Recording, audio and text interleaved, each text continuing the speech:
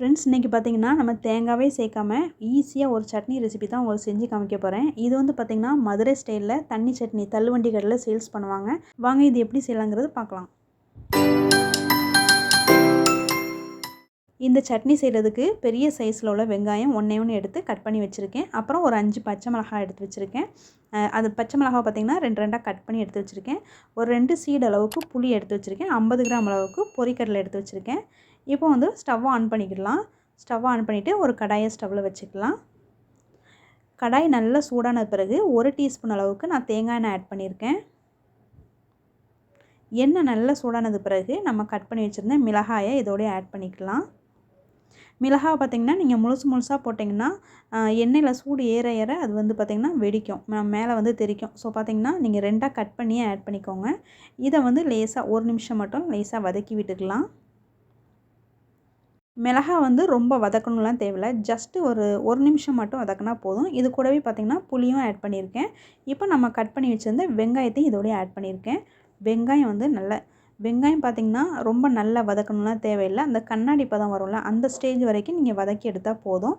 வெங்காயம் பார்த்திங்கன்னா வதக்கும் போது மீடியம் ஃப்ளேமில் வச்சுட்டு வதக்குங்க. வெங்காயம் கலர் சேஞ்ச் ஆகாமல் பார்த்துக்கோங்க. ஏன்னா பார்த்திங்கன்னா அந்த கண்ணாடி கலர் வரும்ல, அந்த வெங்காயம் லைட்டாக வெந்து வரலாம், ஹாஃப் பாயில் வெந்து வரும்ல, அந்த ஸ்டேஜ் வரைக்கும் வந்தாலே போதும். இதில் தேவைப்பட்டுச்சுன்னா ஒரு சின்ன துண்டு அளவுக்கு, ஒரு பிஞ்ச் அளவுக்கு இஞ்சி சேர்த்துக்கோங்க. இஞ்சி சேர்த்திங்க அப்படின்னா இந்த சட்னி வந்து ரொம்ப அல்டிமேட்டாக இருக்கும். இஞ்சி சேர்த்து நீங்கள் செஞ்சு பாருங்கள். நெக்ஸ்ட்டு பார்த்திங்கன்னா கொஞ்சமாக வந்து கல் உப்பு சேர்த்துருக்கேன். கல் உப்பு சேர்த்துட்டு லேசாக வதக்கி விட்டுக்கலாம். வெங்காயம் மட்டும் இந்த சட்னிக்கு கலர் சேஞ்ச் ஆகாமல் இருந்தாலே போதும். நீங்கள் பார்த்திங்கன்னா நான் ஒரே ஒரு பல்லாரி வெங்காயம் தான் சேர்த்துருக்கேன். நான் பெரிய வெங்காயமாக இருந்ததுனால ஒரே ஒரு வெங்காயம் தான் ஆட் பண்ணியிருக்கேன். நீங்கள் மீடியம் சைஸில் வெங்காயம் எடுத்துக்கிட்டிங்க அப்படின்னா 2 வெங்காயம் நீங்கள் இதில் ஆட் பண்ணிக்கோங்க. பார்த்திங்கன்னா இந்த ஸ்டேஜுக்கு நீங்கள் வதக்கினா போதும். இதுக்கு மேலே வதக்கணும்னு தேவையில்லை. இது வந்து ஹாஃப் பாயில் வந்து வெங்காயம் நல்லா வெந்திருக்கும். நெக்ஸ்ட் பார்த்திங்கன்னா இதை ஆற வச்சிடலாம். நெக்ஸ்ட்டு ஒரு மிக்ஸி ஜாரில் நம்ம எடுத்து வச்சுருந்த பொரிக்கடலையே இதோடய ஆட் பண்ணிடலாம். பொரிக்கடலை பார்த்திங்கன்னா 50 கிராம் அளவுக்கு எடுத்துக்கோங்க. மினிமம் பார்த்திங்கன்னா 50 கிராம் அளவுக்கு எடுத்துக்கோங்க.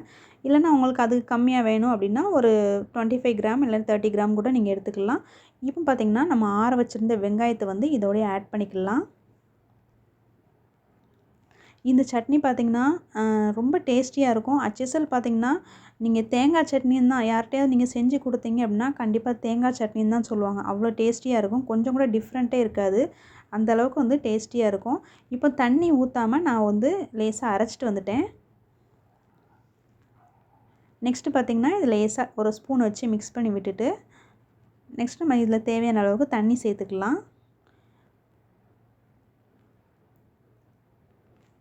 தண்ணி சேர்த்துட்டு இதை வந்து நல்லா அரைச்சிக்கிடலாம். இது பார்த்திங்கன்னா ஃபைன் பேஸ்ட்டாக அரைக்கணும்லாம் தேவையில்லை. ஜஸ்ட்டு பார்த்திங்கன்னா ஒரு 90% அளவுக்கு நீங்கள் வந்து அரைச்சி எடுத்தால் போதும். ரொம்ப ஃபைனாக அரைச்சிங்க அப்படின்னா அதில் பொரிக்கடலை சேர்த்துருக்கலாம், கொஞ்சம் வலுவலுப்பு தன்மை வந்துடும். ஸோ பார்த்திங்கன்னா நீங்கள் வந்து ரொம்ப ஃபைனாக அரைக்கணும்னு தேவையில்லை. ஜஸ்ட் ஒரு 90% அளவுக்கு நீங்கள் அரைச்சி எடுத்தாலே போதும். ஓகே, இப்போ கொஞ்சம் தண்ணி சேர்த்து அரைச்சிட்டு வந்தாச்சு. இதை பார்த்திங்கன்னா நான் ரொம்ப மையெல்லாம் அரைக்கல, ஜஸ்ட் 90% அளவுக்கு தான் இதை அரைச்சி எடுத்திருக்கேன். ரொம்ப ஃபைனாக அரைக்காமல் இந்த மாதிரி நீங்கள் அரைச்சி எடுத்துக்கோங்க. அப்போ தான் வந்து சட்னி வந்து நல்ல டேஸ்டியாக இருக்கும். நீங்கள் சூடாக இட்லி வச்சு சாப்பிடும் போதும் இந்த சட்னி வந்து அவ்வளோ டேஸ்டியாக இருக்கும். நீங்கள் இந்த மாதிரியே அரைச்சிக்கோங்க. இப்போ இதில் பார்த்திங்கன்னா உங்களுக்கு எவ்வளோ தண்ணி வேணுமோ அந்த அளவுக்கு நீங்கள் ஆட் பண்ணிக்கோங்க. ஏன்னு பார்த்திங்கன்னா இந்த சட்னி வந்து கொஞ்சம் தண்ணி போல் இருந்தால் தான் நல்லாயிருக்கும். அதனால் பார்த்திங்கன்னா உங்களுக்கு தேவையான அளவுக்கு நீங்கள் தண்ணி ஆட் பண்ணிக்கோங்க. இது பார்த்திங்கன்னா கொஞ்சம் காரசாரமாகவும் இருக்கணும். அந்த பச்சை மிளகாவோட காரம் வந்து இதில் வந்து டாமினேட் பண்ணணும். அந்த மாதிரி இருந்தால் தான் ரொம்ப டேஸ்டியாக இருக்கும். கொஞ்சம் காரசாரமாக இருக்கும். இப்போ சட்னியை தாளிக்கிறதுக்காக ஒரு கடாயை ஸ்டவ்வில் வச்சுருக்கேன். இதில் வந்து பார்த்திங்கன்னா நான் தேங்காய் எண்ணெய் தான் ஆட் பண்ணியிருக்கேன். சட்னியை வந்து தேங்காய் எண்ணெயில் வந்து நீங்கள் தாளித்து பாருங்கள், ரொம்ப டேஸ்டியாக இருக்கும். இதில் வந்து 1 டீஸ்பூன் அளவுக்கு கடுகு சேர்த்துருக்கேன். கடுகு எல்லாமே நல்லா பொரிஞ்சதுக்கு பிறகு கொஞ்சமாக பார்த்திங்கன்னா கடலைப்பருப்பு சேர்த்துருக்கேன். இது கூடவே பார்த்திங்கன்னா 2 மிளகாய் வத்தலும் ஆட் பண்ணியிருக்கேன். கொஞ்சமாக ஃப்ரெஷ் கருவேப்பிலை ஆட் பண்ணிக்கோங்க. இப்போ இது கூடவே பார்த்திங்கன்னா கொஞ்சமாக வெங்காயமும் ஆட் பண்ணிடலாம். வெங்காயமும் ஆட் பண்ணிவிட்டு இதை வந்து நல்ல கோல்டன் ப்ரௌன் கலரில் வர்ற வரைக்கும் நல்லா வதக்கி விட்டுக்கோங்க. கொஞ்சமாக பார்த்திங்கன்னா நீங்கள் காயப்பொடி சேர்த்துக்கலாம். ஒரு பிஞ்ச் அளவுக்கு காயப்பொடி சேர்த்திங்க அப்படின்னா சட்னி வந்து ரொம்ப டேஸ்ட் நல்லாயிருக்கும், அல்டிமேட்டாக இருக்கும். காயப்பொடியும் சேர்த்துட்டு சிம்மில் வச்சுட்டு நல்லா வதக்கிட்டு கோல்டன் ப்ரௌன் கலர் வர்ற வரைக்கும் நீங்கள் நல்லா வதக்கி விட்டுட்டு ஃபைனலாக பார்த்திங்கன்னா ஸ்டவ்வை ஆஃப் பண்ணிவிட்டு தாளித்ததை வந்து அப்படி சட்னியோடு சேர்த்துக்கோங்க. சட்னியோடு சேர்த்துட்டு சட்னியை நல்லா மிக்ஸ் பண்ணிக்கோங்க. அவ்வளோ டேஸ்டியாக இருக்கும். நீங்கள் வெங்காயத்தை வந்து நல்லா கோல்டன் ப்ரௌன் கலரில் வதக்கினா மட்டும்தான் டேஸ்ட் வந்து ரொம்ப நல்லாயிருக்கும். ஸோ பார்த்திங்கன்னா அந்த மாதிரி வதக்கிக்கோங்க. இப்போ எல்லாத்தையுமே நல்லா மிக்ஸ் பண்ணிவிட்டு சூடாக இட்லி வச்சு சாப்பிடுங்க. இன்னும் கொஞ்சம் தண்ணி தேவைப்பட்டுச்சுன்னா கூட உங்களுக்கு தேவைக்கு ஏற்ற மாதிரி நீங்கள் தண்ணி ஆட் பண்ணிக்கலாம். இதுதான் பார்த்திங்கன்னா மதுரையில் வந்து தேங்காய் சேர்க்காத தண்ணி சட்னி ரொம்ப டேஸ்டியாக இருக்கும். தள்ளுவண்டி கடையில் வந்து இட்லிக்கு வந்து இதுதான் சைட் டிஷ்ஷாக கொடுப்பாங்க. ஸோ ஃப்ரெண்ட்ஸ், கண்டிப்பாக இன்றைக்கி நைட்டே பார்த்திங்கன்னா நீங்கள் கண்டிப்பாக ட்ரை பண்ணி பாருங்கள். உங்கள் வீட்டில் தேங்காய் இல்லைன்னா கவலையே படாதீங்க, இந்த சட்னியை வந்து ட்ரை பண்ணி பாருங்கள். வீடியோ பிடிச்சிருந்துச்சுன்னா லைக் பண்ணிக்கோங்க. மறக்காமல் வந்து சேனலை சப்ஸ்கிரைப் பண்ணிவிட்டு பாருங்கள். நான் மறுபடியும் வேறு ஒரு ரெசிபியில் உங்களை மீட் பண்ணுறேன். இது வரைக்கும் நீங்கள் வீடியோ வாட்ச் பண்ணதுக்கு தேங்க்யூ.